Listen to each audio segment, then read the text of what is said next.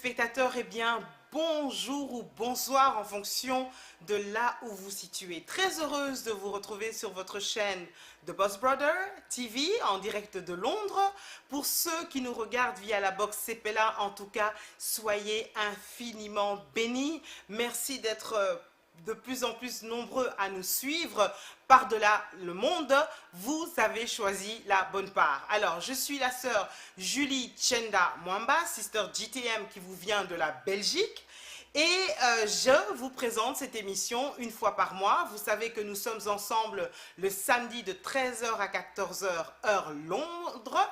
Et je vous présente l'émission Parlons-en. Alors aujourd'hui, j'ai l'immense honneur de recevoir un homme de Dieu qui nous vient tout droit de Kinshasa, qui est de passage en Belgique. Il s'agit du révérend François Katembo. Alors nous allons parler d'un thème très important, je le pense, pour tous ceux qui sont dans le ministère et même ceux qui ne le sont pas.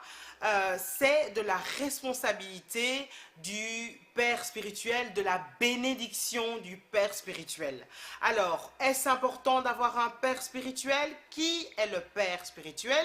Quelle est sa responsabilité? Quels sont ses droits? Et pourquoi est-ce qu'il faut avoir la bénédiction de son père spirituel?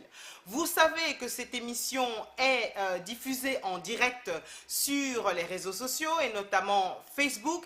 N'hésitez pas à mettre vos commentaires, à poser vos questions qui seront visibles à l'écran et ainsi notre invité pourra vous répondre.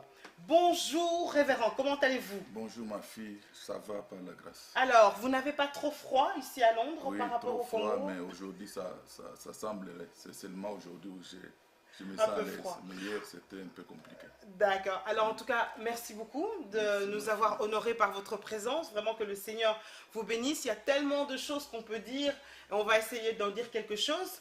La première chose que j'aimerais vous demander, c'est vous de présenter auprès du public, pour ceux qui ne vous connaissent pas, qui est le révérend François Katembo, mais vu par lui-même. Dites-moi. Merci beaucoup, c'est François Katembo Lumu. Je suis pasteur des Assemblées de Dieu. Je dirige une église locale appelée Seïda, Centre évangélique international d'État-Mort. Une église locale dans la grande communauté des Assemblées de Dieu. Alors, combien de temps de ministère là? On est à combien de temps plus ou moins? Oh là là, on ne compte plus. Ah là là, je suis doyen, je suis converti, baptisé en 1979. Wow. Quand Jacques Vernon André était venu en province à Kikwit, c'est là où j'ai reçu Jésus comme Seigneur et Sauveur. Donc je suis le fils du pasteur Jacques Vernon. Alors ma première question, oui vraiment.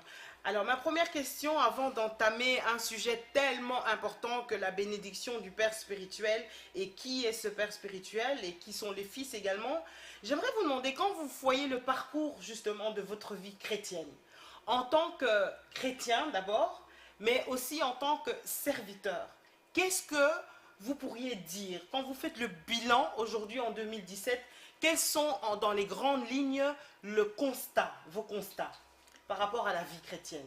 Par rapport à la vie chrétienne, d'abord, je dis grand merci à Dieu, puisque depuis que je suis entré dans le Seigneur, je suis toujours avec lui. Et le constat que j'ai fait maintenant, quand nous on avait commencé et maintenant, il y a une très grande différence. À tel point que ce qu'on va parler, beaucoup se sont rebellés, beaucoup ont abandonné la foi, beaucoup se sont découragés. J'ai dit merci, moi d'abord, à ce grand Dieu-là pour sa protection, puisque j'écarte encore la parole, j'écarte encore la foi, et je suis contre tous ceux qui se rebellent contre le Père spirituel. Alors, si vous deviez déjà donner un premier conseil ou une suggestion à vos collègues serviteurs, qu'ils soient aînés ou plus jeunes dans le service, quelle serait d'abord la première chose que vous leur donneriez comme conseil?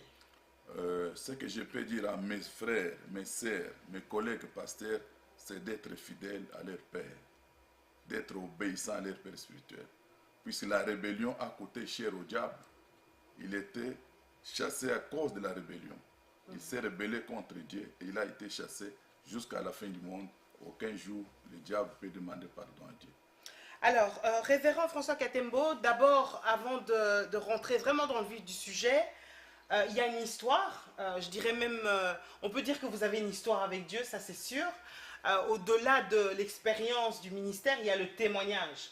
Et la force d'un témoignage extraordinaire, puisque vous êtes resté pendant 33 jours dans le coma et 17 jours avec une tension artérielle de 0. Expliquez-nous en quelques mots. J'espère pouvoir vous recevoir bientôt pour parler vraiment dans les détails de ce témoignage, mais en quelques mots, qu'est-ce qui s'est passé? Ok, ma fille, je suis un miracle. Je suis un survivant. Wow. Un survivant, et je voulais dire à tous les enfants de Dieu et tous les hommes de bonne volonté qu'il y a un Dieu dans les ciels. J'étais atteint de la maladie qu'on appelle l'embolie pulmonaire. Je ne suis pas spécialiste pour un peu expliquer qu'est-ce que l'embolie, mais ce que j'avais retenu, les médecins avaient dit que l'embolie pulmonaire est parmi la maladie incurable. Donc, il avait dit à ma femme, à mon épouse, que c'était difficile que je vive encore. Et quand il a dit à ma femme a dit au médecin que si Dieu guérissait la maladie que vous guérissez, c'est qu'il n'est pas un Dieu. Donc, il faut que ce que vous échouez, Dieu puisse le faire. Alors, je suis tombé au coma. On m'a amené et j'ai fait là-bas 33 jours. Wow. 33 jours, 17 jours, tension zéro. Wow. Mais mon épouse, mon église, mes frères, mes amis avaient refusé ma mort. Ils avaient dit, il ne mourra pas. Et quand j'étais là, il n'y avait pas d'espoir, puisque les médecins avaient dit c'est impossible. Et vous savez, si j'étais en Afrique, à Kinshasa, vous connaissez nos soins, c'était vraiment impossible. Mais la prière de mon épouse, Wow. mon épouse avait dit au médecin qu'il ne mourra pas, puisque Dieu lui avait dit qu'il ne mourra pas. Et elle avait prié, on avait associé l'église, on avait associé les collègues pasteurs, les intercesseurs, les veuves, surtout les veuves de mon église. J'ai une des grandes églises d'Assemblée de Kinshasa et j'ai au moins 54 veuves qui sont là à l'église en train de prier. Ils ont prié et Dieu les avait exaucés. Et comme vous me voyez là, je suis en très bonne santé. Je suis allé même en Inde pour faire le check-up. On a dit non, il n'y a rien. Donc le Seigneur m'avait touché, il m'avait guéri. Et je lui dis merci.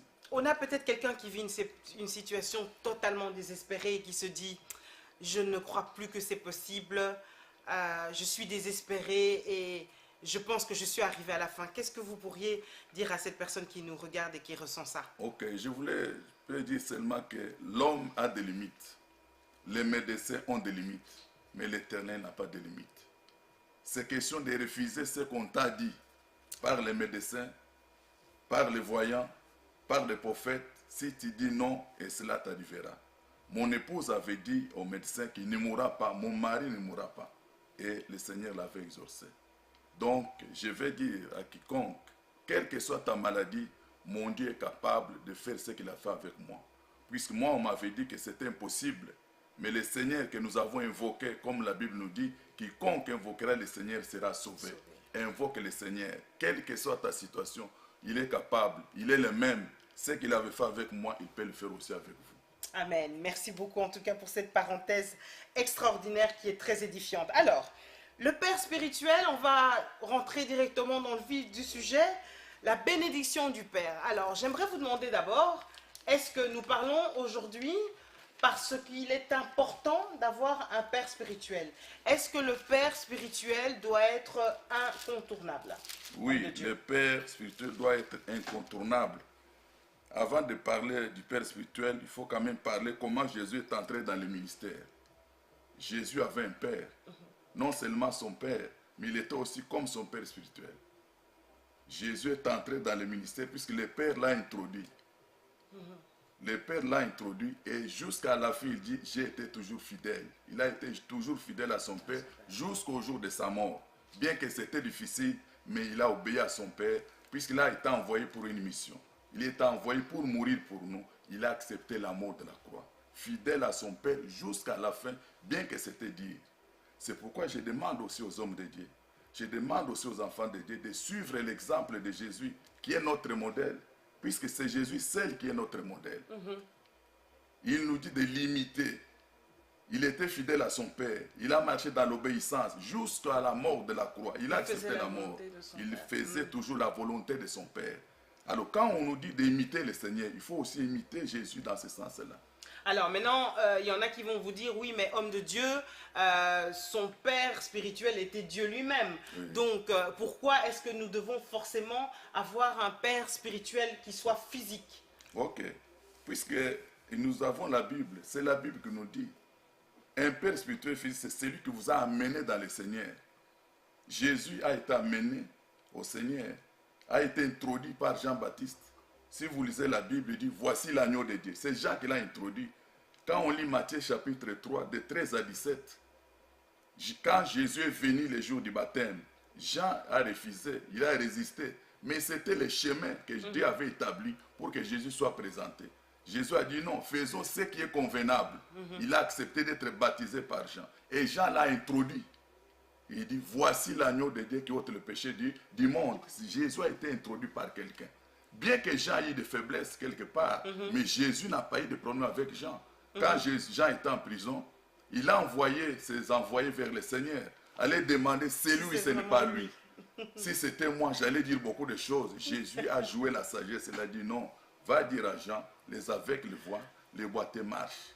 Voilà, il ne voulait pas avoir de problème avec celui qu'il avait introduit dans le monde, dans le ministère. Jésus a été introduit par quelqu'un. Il faut qu'on soit introduit par quelqu'un. Et celui qui vous a introduit là, le Seigneur nous dit, soyez reconnaissants. Si je suis ce que je suis, il y avait quelqu'un qui m'avait amené dans le Seigneur. Si je suis pasteur aujourd'hui, il y avait quelqu'un qui m'avait amené dans le Seigneur. Je vous ai dit tout de suite quand on parlait de votre père, j'ai dit c'est mon vieux, c'est mon papa. J'ai des signes de reconnaissance pour ce vieux-là. Donc il faut être reconnaissant quelque part. Le ministère n'est pas comme le travail. C'est quelque chose qui vient du Seigneur. Mais le Seigneur peut parler à travers quelqu'un pour qu'il puisse vous introduire dans l'œuvre du Seigneur. Alors, le père spirituel, on va bien définir s'il vous plaît pour que les gens comprennent bien. Donc, le père spirituel, vous dites que c'est la personne, donc on peut dire le père ou la mère spirituelle, ou la mère, qui vous introduit dans le Seigneur. Dans le Seigneur. Est-ce que ou qui vous a engendré dans le Seigneur. Engendré dans le Seigneur. Est-ce que ça doit forcément être alors un serviteur de Dieu? Ou est-ce que ça doit forcément être un pasteur? Ou ça peut être un simple frère, une simple sœur qui vous amène dans le Seigneur et qui devient votre père ou votre mère spirituelle? Non, ça doit être un frère, ça peut être un frère, une sœur, un jeune, un papa. Non, ce n'est pas nécessairement un pasteur.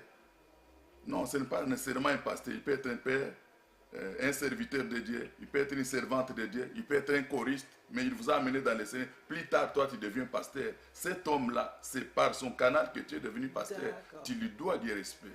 Tu dois l'honorer. On dit qu'il faut l'honorer. Double honneur. Honore celui qui vous a amené dans le Seigneur. Jean a amené Jésus, a introduit Jésus. Mais Jésus a fait de grandes choses plus que Jean-Baptiste. Paul a été introduit par Ananias. On n'a jamais parlé d'Ananias. Ananias est resté dans l'ombre. Mais c'est lui qui a baptisé l'apôtre Paul. Mais Paul a fait de grandes choses avec Dieu. Mais il n'a jamais oublié Ananias. Même si on lit dans la Bible, on voit un double langage de Paul. Il dit, mon évangile, je n'ai pas reçu mon évangile de l'homme. Ok. Mais plus tard, il dit, je suis allé voir le plus considéré. Il est allé à Jérusalem pour rencontrer Pierre. Et il dit, je suis resté chez Pierre, le plus considéré. Il m'a tendu la main d'association. Il reconnaît que Pierre était le plus considéré. Puisque Pierre a marché avec Jésus. Pierre a mangé avec Jésus. Pierre a fait de grandes choses avec Jésus. Et Paul, qui était un des grands apôtres de la Bible, il reconnaît que Pierre était le plus considéré. Ok. Alors, maintenant, j'ai mon père spirituel ou ma mère spirituelle qui m'amène dans le Seigneur. Ensuite, je quitte le pays, par exemple, et je vais dans une assemblée où j'évolue et j'ai un pasteur. Alors, quelle est maintenant la définition que je dois donner à mon pasteur? Est-ce qu'à ce moment-là, mon pasteur devient mon père spirituel ou pas? Ok. Dans la Bible, c'est écrit dans la Bible, Jésus avait Joseph. On dit Joseph l'avait adopté. On dit Joseph était son père adoptif. Jésus a été adopté par Joseph. Mais Dieu est resté toujours son père. Oui, on peut changer de pays. On peut changer des églises. C'est lui là, ton berger, ton père là qui te donne la parole, qui te nourrit journalièrement, c'est ton père. Mais tu dois savoir que moi, si je suis venu dans le Seigneur, il y a quelqu'un qui est resté au pays. Je dois prier pour lui. Je dois toujours être en contact pour lui. Je peux aussi demander conseil à cet homme-là ou à cette femme-là. Puis c'est grâce à lui que je suis entré dans le Seigneur. Alors maintenant, qu'est-ce qui se passe si par exemple mon père spirituel qui m'a engendré et mon pasteur qui devient mon père spirituel ont deux visions largement différentes? Je dois suivre qui? Je dois écouter plus qui? Ok, gloire au Seigneur. Ça, c'est écrit aussi dans la Bible. Ton père a une autre vision. Et celui qui t'encadre aussi a une autre vision. Ah, donc là, on parle de celui qui m'encadre. Oui, il est en train de t'encadrer. Mais si la vision, la marche, bon, la vision qui marche avec la parole, ce n'est pas mauvais. Si la vision de ton père qui est en train de t'encadrer marche avec la parole, on va le suivre. Mais si ça ne marche pas avec la parole, puisqu'aujourd'hui des hérésies, ton père t'a amené un Jésus original, un Jésus sans tache. Mais tu viens quelque part où il y a un Jésus qui n'est pas original, où il y a des mélanges. Non, tu dois suivre ce que ton père spirituel t'avait enseigné, ta mère t'avait enseigné. On dit d'examiner toutes choses. Tu ne peux pas mêler le vrai évangile à n'importe quel évangile. Tu dois faire l'examen. Si là où tu es maintenant, on t'enseigne le vrai évangile que tu avais reçu. C'est ce que Paul dit. Si quelqu'un d'autre vous amène un autre évangile, qu'il soit anathème, qu'il soit maudit. Waouh! Alors, vous qui venez de nous rejoindre, nous sommes sur la chaîne de Boss Brother TV, Box Epela TV, votre émission Parlons-en avec Julie Tchendamwamba de la Belgique, et nous avons le plaisir de recevoir le référent François Katemo de Kinshasa, et nous sommes en train de parler de la bénédiction du Père spirituel. Nous sommes en train de voir qui est le Père spirituel, l'importance du Père spirituel, pourquoi c'est important d'avoir la bénédiction de son Père spirituel. Vous avez la possibilité via les pages Facebook de Boss Brother ainsi que Julie Tchendamwamba de voir cette émission en direct et de pouvoir mettre vos commentaires, poser vos questions. N'hésitez pas parce que nous les voyons apparaître également sur notre moniteur. Homme de Dieu, pourquoi est-ce que selon vous aujourd'hui il y a autant de problèmes par rapport à cette relation père-fils, père-fille? Deuxième question, on a l'impression qu'il y a, que les pères sont des missionnaires, qu'ils ont un peu abandonné les fils en se disant, bon, ils sont devenus, ils ne veulent plus écouter, donc on les laisse un peu. Et on a l'impression que beaucoup de fils sont livrés à eux-mêmes parce que les pères sont des missionnaires. Donc première chose, pourquoi selon vous il y a autant de problèmes? Et deuxième chose, pourquoi on a le sentiment que les pères sont devenus des missionnaires? Ok, merci ma fille. D'abord, c'est le signe des temps de la fin. La Bible nous dit que les derniers jours, les enfants se rebellent à leurs parents. Non seulement les parents ont démissionné, mais à cause de la rébellion des enfants. Quand les enfants grandissent, ils oublient leur père. Quand les enfants grandissent, ils choisissent leur chemin. C'est à ce moment-là que les enfants disent non. Et les parents disent non, comme il m'a abandonné, moi aussi je l'abandonne. Quelque part dans l'Ancien Testament, on dit on voulait sauver Babylone. Mais comme Babylone ne veut pas, on l'abandonne. Donc quand toi tu ne peux pas, tu ne te laisses pas conduire par ton père, le père peut t'abandonner. N'oublie pas que ce sont des signes des temps de la fin. Donc, les derniers jours, les enfants seront rebelles à leurs parents, biologiques ou spirituels. C'est ce que nous voyons aujourd'hui. Alors, beaucoup de parents se découragent, c'est vrai, à cause de la rébellion des enfants. À cause de cette rébellion-là, beaucoup de parents spirituels, beaucoup de pères abandonnent les enfants. Mais ce que moi je voulais dire aux amis, c'est de revenir au bon sens, de revenir à leur père spirituel, de revenir à leur mère spirituelle, de revenir à la parole, de se souvenir de leur premier amour. La Bible nous dit, souviens-toi de ton premier amour. C'est ce qui est écrit dans la Bible. De se souvenir de son premier amour. De revenir comme cet enfant-là qui avait compris que j'ai des problèmes avec mon père. Je dois revenir auprès de mon père. Et quand il est venu, le père lui a réussi. C'est ce que je demande aussi aux parents. Je demande aussi aux pasteurs, aux leaders. Quand l'enfant revient, il faut l'accueillir. Il faut le dire, je t'attendais, je savais que tu allais venir. Comme tu es venu, gloire soit rendue à notre Père. Maintenant, vous avez parlé d'une chose importante tout à l'heure qui est l'encadrement. Okay. Parce que vous dites, oui, il y a des pères qui ont le sentiment que les enfants sont rebelles, mais parfois la rébellion des enfants peut se justifier à cause de la démission du père.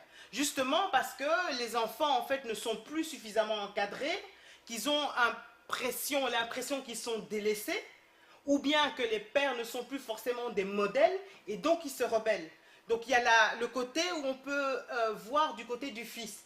La responsabilité du père par rapport à la rébellion du fils, qu'est-ce qu'on peut en dire, s'il vous plaît? D'abord, même si le père a abandonné le fils, le fils ne veut pas abandonner le père.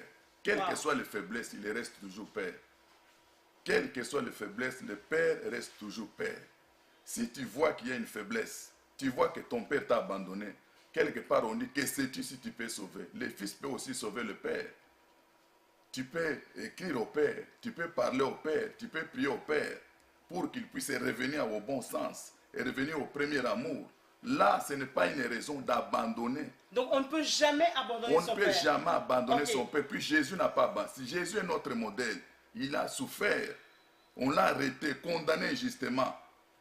Il pouvait dire, mais mon père savait que j'allais souffrir, pourquoi il m'a envoyé?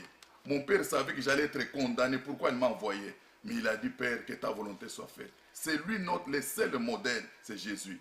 Comme il est resté fidèle jusqu'à la fin de sa vie, moi aussi je dois rester fidèle à mon père, à mon encadré, jusqu'à la fin, que la mort seulement nous sépare. Alors, s'il se méconduit, parce que vous savez que malheureusement, ces derniers temps, vous l'avez dit tout à l'heure, nous sommes dans les temps de la fin, ces derniers temps, il y a pas mal de scandales dans les églises, des pasteurs qui se méconduisent, des choses abominables parfois qui se passent dans les assemblées.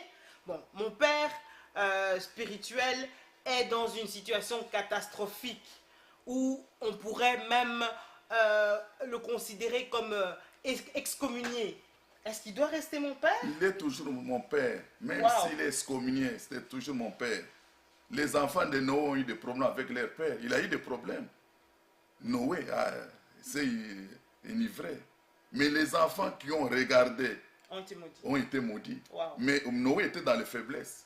Pourquoi Dieu avait accepté la malédiction, bien qu'il était dans les faiblesses? Là, on va un peu rentrer dans les détails, homme de Dieu. Expliquez-nous un peu, parce que il y a beaucoup de choses, beaucoup de gens qui ne veulent même plus aller dans les églises à cause de choses inimaginables qui se passent dans les églises et des hommes de Dieu qui se méconduisent.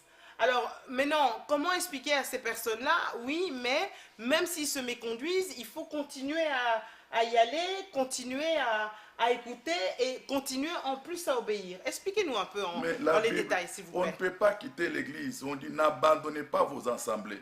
Je ne peux pas abandonner mon assemblée à cause de mes conduites du pasteur. C'est un homme. Un pasteur reste toujours homme. Créé à l'image de Dieu, il a aussi des faiblesses. Mais moi, mon rôle, je dois jouer un grand rôle d'intercéder, de présenter ses faiblesses auprès du Seigneur. C'est lui qui peut les changer. Je ne peux pas abandonner mon père puisqu'il il a fait ceci ou il a fait cela. Moi, je vous ai dit, j'étais malade. Mais mon épouse a joué un grand rôle. Depuis qu'on a commencé, j'ai dit mon épouse. C'est elle qui a joué un très grand rôle. Elle a prié, elle a intercédé. Elle a fait 2 mois à l'hôpital. Elle a lancé des défis au diable. Elle a dit au médecin, il ne mourra pas. Quand je suis sorti, j'ai dit croire au Seigneur et j'ai béni ma femme. On dit que c'est-tu femme si tu sauveras ton mari, que c'est-tu fils si tu sauveras ton père, que c'est-tu fils si tu sauveras ta mère. Quelles que soient les faiblesses, je dois prier, je dois l'aimer. L'amour couvre une multitude de péchés.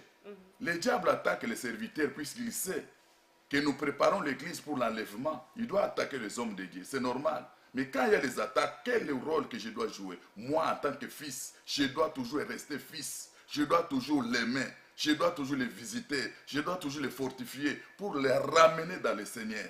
C'est ça le rôle du fils. Je ne peux pas me rebeller. Je ne peux pas abandonner l'assemblée puisque mon pasteur, puisque mon père a fait ceci ou fait cela. Non, moi, je dois garder cette parole-là. D'aimer mon père, de prier pour lui, de le fortifier, d'intercéder auprès du Seigneur. Souviens-toi de cet homme. C'est grâce à lui que je suis dans le Seigneur. C'est grâce à lui peut-être que je suis dans le monde. Aide-lui, Seigneur. Dieu de restauration va restaurer. Est-ce que s'il vit dans le péché, par exemple, et que c'est peut-être pas officiel, mais tout le monde le sait, il vit dans le péché, est-ce que je peux encore accepter qu'il prie pour moi, qu'il m'impose les mains? Est-ce que c'est pas quelque part une malédiction que je m'attire? Non, d'abord on va résoudre le problème du péché. Il vit dans le péché. Je dois prier pour qu'il puisse revenir dans la vérité. Okay. Le péché nous sépare de Dieu. Quand il y a péché, il n'y a plus communion. Le péché nous sépare de Dieu. Alors, si je vois qu'il est dans le péché, mon rôle maintenant, je change de rôle, je deviens intercesseur. Je prie pour lui. Prier avec amour. Aujourd'hui, puisque nous rejetons, Non, puisqu'il a fait ceci, puisqu'on l'a excommunié, c'est fini. Non, non, je dois l'aimer. Okay. Il a été attaqué par le diable. Ne vois pas ton père spirituel, ne vois pas ta mère, vois que le diable l'a attaqué. Alors je dois déloger le diable qui a attaqué pour l'amener dans la vérité. Et s'il revient dans la vérité, quand Noé s'est réveillé, il a écouté, il dit, les autres se sont moqués de toi, les autres ont couvert ta nudité. Qu'est-ce qu'il a fait? Il a béni les enfants qui ont couvert sa nudité. Il les a bénis et il a maudit les autres. Si un père est dans le péché, il sent que tu pries pour lui. Les jours qu'il va revenir dans la vérité, que Dieu va lui donner encore la seconde chance, il revient dans la vérité. S'il apprend que tu pries pour lui, il va prier pour toi. Une de nos sœurs nous dit sur Facebook, un de nos rôles, c'est justement de pouvoir intercéder pour nos encadreurs et nos pasteurs. Que Dieu vous bénisse, ma sœur. Merci. Qu'est-ce que vous pensez de ça? Donc c'est vraiment C'est notre ça rôle. Vraiment, c'est ça notre rôle. Il faut intercéder. Jésus a intercédé pour Pierre. Il dit, j'ai intercédé pour toi. Tu as été attaqué par le diable, mais moi, j'ai intercédé. Tu dois intercéder pour ton pasteur. Le meilleur cadeau qu'un fidèle peut donner à son pasteur, c'est de prier pour lui.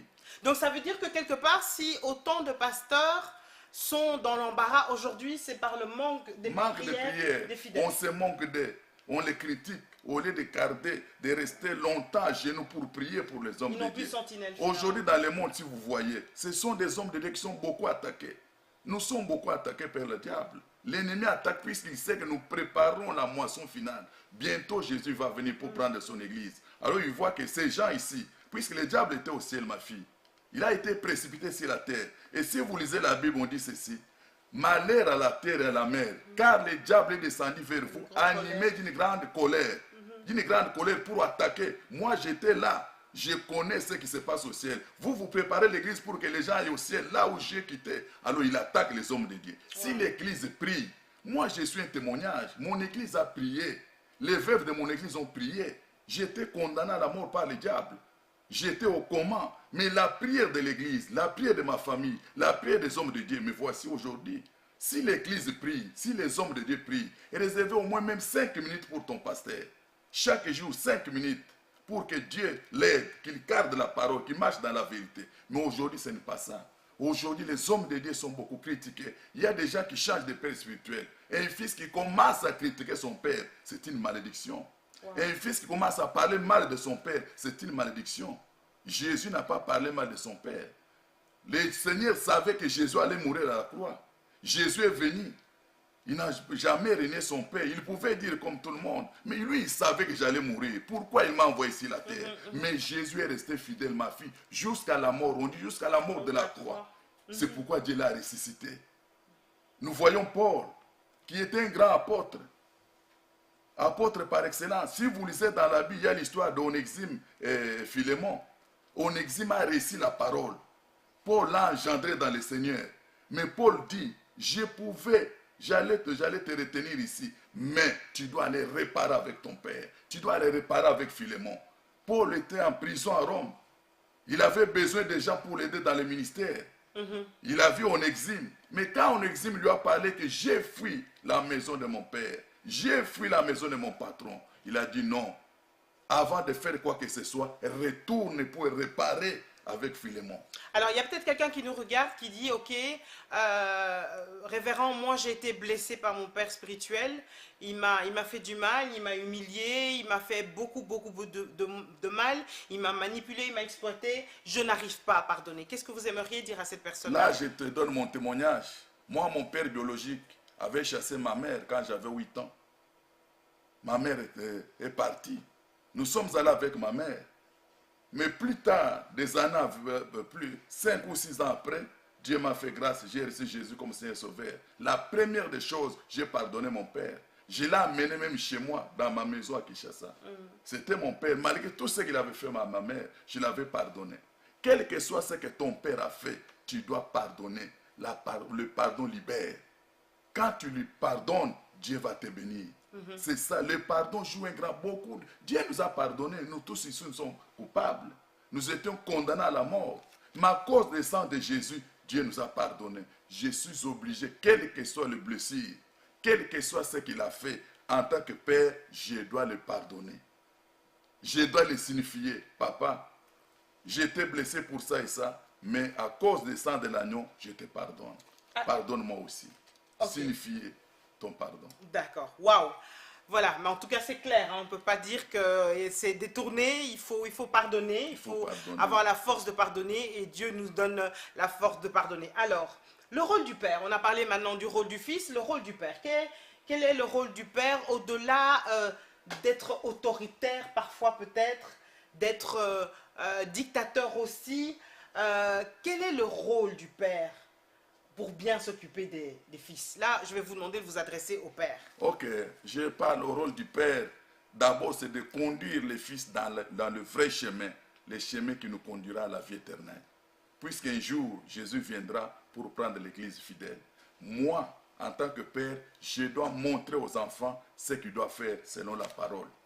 Ne pas détourner l'enfant dans le vrai chemin. Je dois montrer l'enfant ce qu'il doit faire. Ce qu'il doit faire, c'est de suivre Jésus sans regarder à gauche ou à droite. Suivre la totalité de la parole pour que ce jour-là, quand la trompette sonnera, qu'on le voie quand il viendra dans sa gloire. Alors, nous avons le frère MJ qui nous dit si le temps passé à calomnier était plus à prier, je pense. Je crois que c'est ça qui a été dit. C'est vrai. Pourquoi on retrouve autant de désordre dans l'église, cette relation père-fils complètement brisée, autant de jugements, on juge le pasteur, on juge sa femme, il y a vraiment des tensions, au-delà du fait que ce sont les temps de la fin qui justifient tout à fait, mais qu'est-ce qu'il faudrait qu'il change dans les églises pour que tout ça puisse moins se faire ressentir, papa? Ok, merci ma fille. D'abord, nous vivons le temps de la fin, ma fille. Nous vivons vraiment le temps de la fin. L'Église, aujourd'hui, à cause de la technologie, a abandonné ce qu'il devrait faire, la prière. Une église où il n'y a pas la prière, le diable va jouer avec l'Église. Le diable va détruire l'Église. L'absence de la prière sincère, la vraie prière. Quand je parle de la vraie prière, la prière de Matthieu, si ton frère a péché, laisse ton offrande, réconcilie-toi avec ton père, réconcilie-toi avec ton frère. Quand il y a la prière sincère, quand une église prie sincèrement, la prière va briser les chaînes. La prière va décanter beaucoup de choses. Mais quand il n'y a pas la prière, c'est pourquoi il y a toujours des problèmes. Les problèmes ne manqueront pas, ma fille, puisqu'au ciel, il y a eu des problèmes. Jésus qui était le Fils de Dieu vivant, avec ses disciples, il y a eu beaucoup de problèmes au milieu des disciples. Les disciples se disputaient même après le Seigneur, qui sera le plus grand. Ils se disputaient. Quelque part, quand les Samaritains ont refusé de recevoir Jésus, les disciples voulaient même bombarder la ville. Il y a eu des problèmes comme ça au milieu des disciples. Mais Jésus, comme il était un homme de prière, il priait pour l'Église, il priait pour ses disciples. Ce problème était passé. Alors la prière, on la retrouve auprès des membres de l'Église, mais parfois on peut la retrouver, le manque de prière, pardon, autant pour moi, peut se retrouver au sein des membres de l'Église, des fils, mais elle peut se retrouver aussi au sein du Père. Oui, c'est réciproque. Les pères prient pour les fils prient pour le Père. D'accord, oui. Mais quand justement on a un pasteur qui est surchargé, qui a beaucoup de programmes, qui voyage énormément, etc., on peut se dire aussi qu'il lui manque peut-être le temps dans la présence de Dieu et de prier. Alors, vous qui êtes un homme de Dieu, on l'a dit depuis très longtemps, qui avez été à l'école de la prière, à l'école, parce que l'Assemblée de Dieu, c'est la discipline. Oui. Qu'est-ce que vous pourriez, et en tant que doyen, conseiller pour que justement les pères qui sont les serviteurs de Dieu et les servants de Dieu, les mères, puissent bien gérer leur temps afin d'avoir suffisamment de temps dans la présence de Dieu et dans la prière? Comment bien s'organiser alors que, bon, on a beaucoup de programmes par exemple? Ok, d'abord, moi je ne condamne pas le voyage missionnaire, puisque c'est biblique, c'est l'ordre suprême. Il a dit allez, faites toutes les nations, mes disciples. On ne peut pas condamner un homme de Dieu puisqu'il fait des voyages. S'il fait des voyages missionnaires, gloire au Seigneur, c'est l'ordre suprême du maître. Mais pour de l'ordre, là, ça dépend d'une église à l'autre. Ça dépend aussi du pasteur, comment il va organiser son église. La prière, ce n'est pas une prière longue. Même une prière de 2 minutes, si on le fait dans la sanctification, le ciel écoute. Non, mais c'est important que vous donniez, par exemple, votre manière de faire parce que vous avez l'expérience. Et il y en a peut-être qui se disent, mais moi, je ne sais pas comment gérer mon temps. J'arrive absolument pas à gérer mon temps parce que, bon, voilà, je suis surchargé. Ok. Et même parfois, on voit qu'il y a des problèmes de santé à cause de ça. Ok. Donc, quels seraient les petits conseils que vous pourriez donner Avant pour bien de donner gérer? les petits conseils, je voudrais d'abord Oui, oui. dire quelque Bien chose. sûr. Puisqu'aujourd'hui, on a une mauvaise vision sur la prière. Les gens voient de longues prières, 1 heure, 50 minutes, 40 minutes, 2 heures, 100 jours de prière. Ils voient que c'est ça la vraie prière. Non, la prière vraie, c'est la prière faite quand on est dans la sanctification. Amen. Soyez saints, car moi qui vous ai appelé, je suis saint. Quand on est sanctifié, même une prière d'une seconde, le ciel écoute. Alors, on peut s'organiser si on est sanctifié. Mais 5 minutes, 10 minutes, 1 heure, 30 minutes, chacun de nous peut mettre de l'ordre dans son église et dans sa vie pour être en communion. Il sait qu'à telle heure, je serai avec mon Seigneur. Même si vous êtes en voyage, si vous avez de l'ordre dans votre vie. Moi, je le fais souvent. Je sais que je l'ai même témoigné à un pasteur. Moi, souvent, je prie beaucoup vers 5 heures. Je me réveille. Je peux faire 1 heure, je peux faire 2 heures de prière. Mais je fais un effort pour être un modèle, pour vivre une vie de sanctification. Puisque si je ne vivais pas une vie de sanctification, ma fille, j'allais mourir. Mais Dieu a vu mon intégrité. Il a vu ma vie. Il est venu à mon secours. D'abord la sanctification. Il faut qu'on mette l'accent sur la sanctification. C'est très important. Aujourd'hui, beaucoup de gens prient. Si c'était pour la prière, le Congo allait être sauvé. Les gens vous prient. Mais tu vois la situation que nous vivons au Congo. Puisque les gens ne prient pas selon les modèles bibliques. Les gens ont des problèmes dans leur cœur. Les gens ont des rancines. Des choses non confessées. Les gens ne se pardonnent pas. Mais ils peuvent vous faire 100 jours de prière. Non, ce n'est pas de 100 jours, 10 jours. Je ne suis pas contre 100 jours, ni 40 jours. Mais je suis pour qu'un chrétien soit réellement sanctifié. Quand tu es sanctifié, si on était sanctifié, 80% des chrétiens au Congo, ma fille, mais nous vivons, permettez-moi de mots, nous vivons comme des cochons. Mais il y a combien de chrétiens? Or, si Combien d'églises? Combien d'églises? Combien des hommes de Dieu? Or, si nous lisons dans la Bible, quand Dieu a envoyé les anges pour aller bombarder la ville de Sodome, Abraham a dit, s'il y aura 10 justes, le Seigneur a dit quoi? S'il y aura 10 justes, à cause de ces 10 justes, la ville sera épargnée. Mais s'il y avait de vrais chrétiens qui prient dans la vérité, non, nous on allait vivre le paradis sur la terre. Donc le problème aujourd'hui, ce n'est pas de longues prières, ce qui n'est pas mauvais, mais le problème aujourd'hui, beaucoup ne sont pas sanctifiés. Notre vie, la vie que nous vivons dans beaucoup de problèmes, des critiques, le manque de pardon, l'impudicité, la débauche. Beaucoup de choses là nous éloignent de Dieu. On dit les péchés nous séparent de Dieu. Là où il y a le péché, Dieu n'est pas là.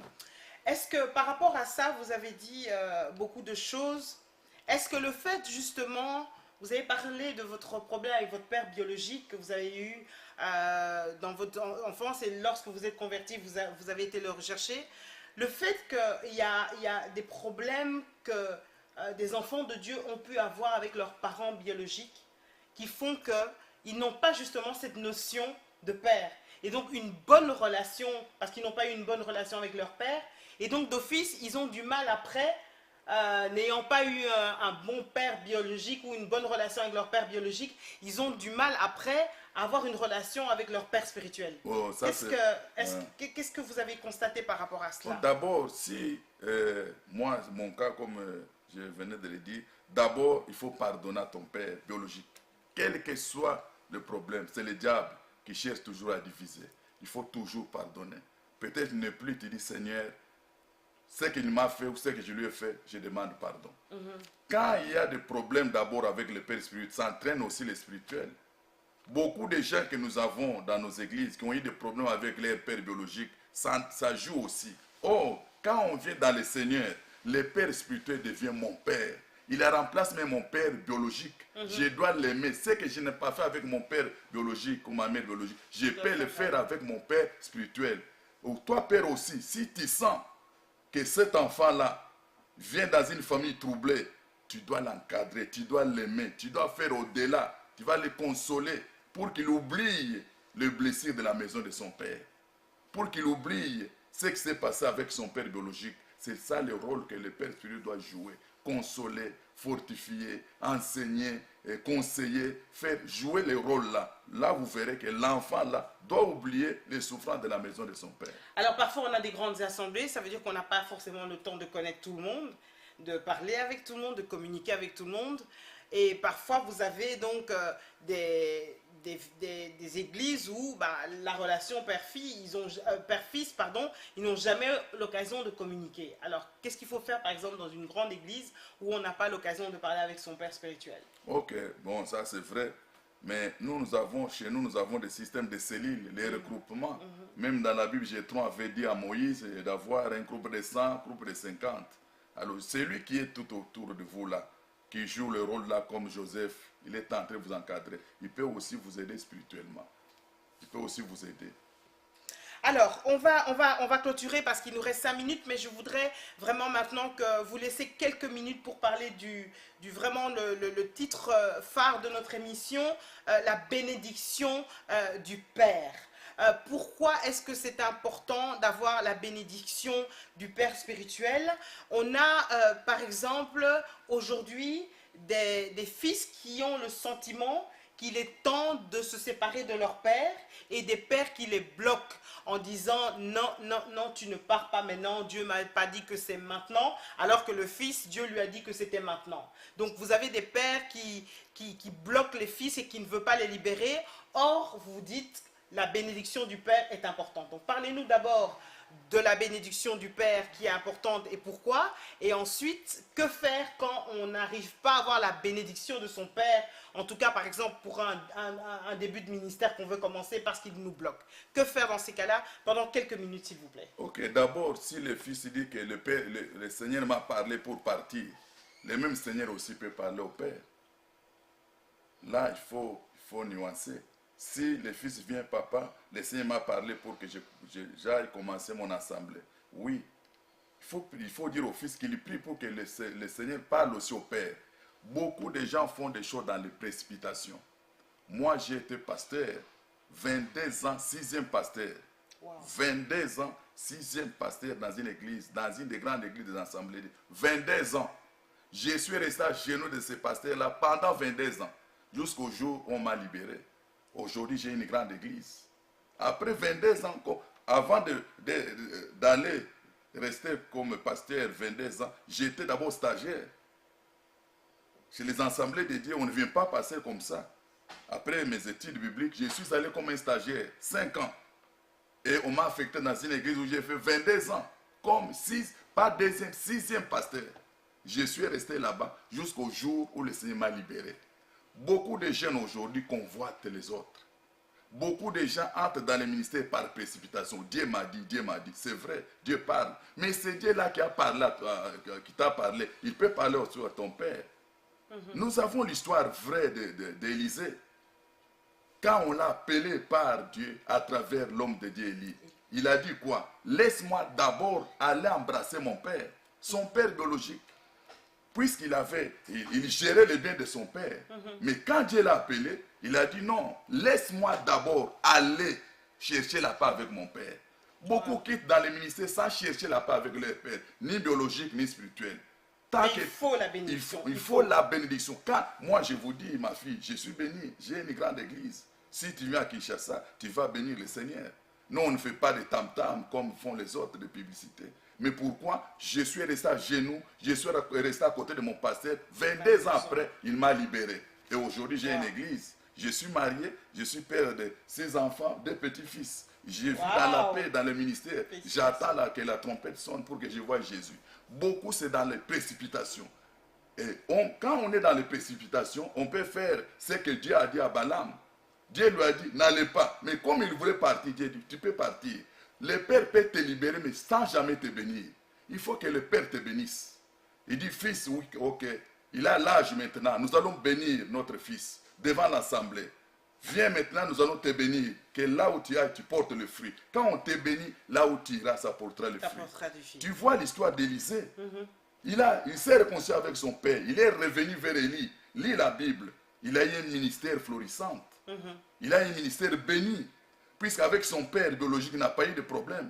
Avec Élie, il est resté fidèle avec Élie jusqu'au jour où Élie est monté au ciel. Fidèle, il a réussi la double option. C'est ça la fidélité. Timothée est resté avec Paul. Il est resté fidèle. Les 11 ont resté avec Jésus jusqu'au jour où Jésus est monté au ciel. Ils sont restés fidèles. Malgré quelques faiblesses, ils ont dit c'est notre Seigneur. Et restés fidèles jusqu'au jour où Jésus est allé au ciel. Et après, ils ont reçu le Saint-Esprit et l'évangile est répandu dans le monde entier. Aujourd'hui, ma fille, beaucoup se rebellent. L'histoire de Satan, il s'est rebellé contre Dieu. Il a été maudit. Le diable ne demandera jamais pardon à Dieu. On l'a chassé. La précipitation. Absalom a perdu le trône. C'était le fils bien-aimé de David.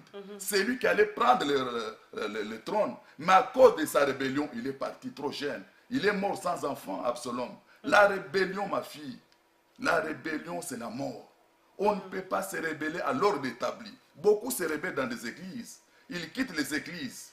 Non seulement ils quittent, ils parlent mal de son pasteur. Ils parlent mal des hommes de Dieu. Ils ne parlent jamais mal de ton pasteur. D'un père spirituel, non. Quelles que soient ses faiblesses, il faut les couvrir. Dieu lui-même les jugera. Je pense qu'on devra continuer cette émission parce que c'est fondamental. Merci, Malheureusement, le temps passe tellement. Merci à vous tous qui nous avez suivis et qui avez commenté cette émission. Ma soeur Tabitha, Clémentine, ma belle-sœur, hello. Également, Pasteur Chekenzi, hello. Pasteur Akou, mon frère MJ. Voilà, donc on a conclu tout ça. Il faut la bénédiction de son père. Il faut également rester au pied de son père. Si vous avez un problème avec votre père spirituel, il faut pardonner. Il faut se réconcilier parce que la bénédiction du père, elle est incontournable. Incontournable, ma fille. Merci beaucoup. Merci. À très très bientôt. Merci, ma fille. En Belgique, à Londres ou à Kinshasa. Merci. On va continuer cette émission Que pour Dieu la vous gloire bénisse. de notre Dieu. Voilà, Merci. notre émission est terminée. Merci de l'avoir suivi. Merci d'être de plus en plus nombreux sur CPLA TV, de Boss Brother TV est là. Je remercie à la technique de Boss Aimé qui est avec nous aujourd'hui. Également notre frère Louis. Oh, vraiment, je vous assure, ce sont deux frères formidables qui font tout, qui mettent tout en œuvre pour vous apporter l'évangile chez vous à la maison, pour qu'on ait de plus en plus la possibilité de vous donner des programmes qui vont vous édifier et vous faire du bien. Alors moi je vous retrouve très bientôt, et en attendant que Dieu reste notre priorité, réglons si nous avons un père biologique ou un père spirituel et nous avons des problèmes, réglons, c'est mieux. Que Dieu vous bénisse. Bye bye.